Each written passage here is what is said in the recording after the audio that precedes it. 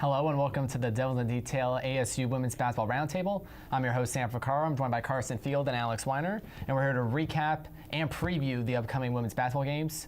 ASU is coming off a 3-0 week with wins over Fresno State, Sacramento State, and Colgate, but we're going to focus on the two games this weekend. It was Saturday was a bit of a blowout game. ASU scored the most points they have since 05. And then Sunday's game was much higher than people thought. So, Alex, you were at Saturday's records-setting day for the Sun Devils. What went right for ASU? Well, the ball movement was terrific. They got so many different players involved. There were 6 different players in double figures, and 2 more had 9 points. As you said, they scored over 100 points for the first time since 2005. So just offensively, they were just very fluid. They were able to move the ball extremely well, feed their base, get it outside. They're able to knock down their shots. So just overall, just a great offensive performance, and also defensively, they were able to create some turnovers, which led to a lot of transition points. They had 18 points on the fast break. So overall, just a good offensive game, and they were able to dominate Sacramento State. Yeah, definitely. And then, Carson, you were at Sunday's game. Yes. It was the second game of back-to-back. So Charlie Turner-Thorne, the head coach, mentioned that her players might have came out a bit fatigued. What did you see?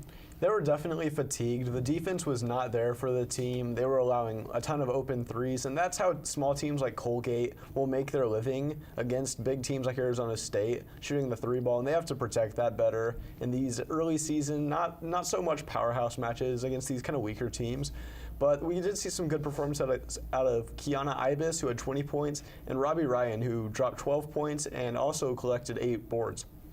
Yeah, so now ASU, they are off to Cancun for 3 games in 3 days over Thanksgiving. They have 7th-ranked Mississippi State Thursday, Green Bay, one of the best mid-major teams in the nation, on Friday, then Ivy League school Columbia on Saturday. So, Alex, what would constitute a successful week in Cancun for the Sun Devils? Well, obviously you'd like to go 3-0, but playing Mississippi State is a very difficult task, and Green Bay's not an easy assignment either, especially on a back-to-back when, their last back-to-back Saturday, Sunday. On Sunday, they just did not look as sharp as they did on Saturday. But I think successful would be 2-1. I think the goal should be 3-0 because I think this team is talented enough to do it. But with a team like Mississippi State, who is ranked 7th, that's going to be a very difficult game. If they can at least fight hard and make it a close one, then they'll probably gain a lot of confidence going into their other 2 games and should be able to beat Green Bay and then Columbia on the 3rd day. So I think 2-1 would be a successful weekend, but I don't see why 3-0 wouldn't be the goal. I think that they can pretty easily reach that. I mean, not easily, it'll be very difficult, but I think it's a reachable goal. Yeah, luckily for ASU, they had Mississippi State first, so they're arguably getting the hardest game out of the way first. So Carson, how realistic is it for ASU to go 3-0? Do you think just the Bulldogs will be too too good of an opponent for ASU to take down? Mississippi State's a great team, as you mentioned. They were runners-up in the national championship last year. Morgan Williams, the star player, she hit the game-winning shot against UConn. Victoria Vivians is still great. And so we have to see better performances. The defense has to step up. And we have to see more out of Sabrina Haynes, who had 0 points and was 0 for 6 from the field against Colgate.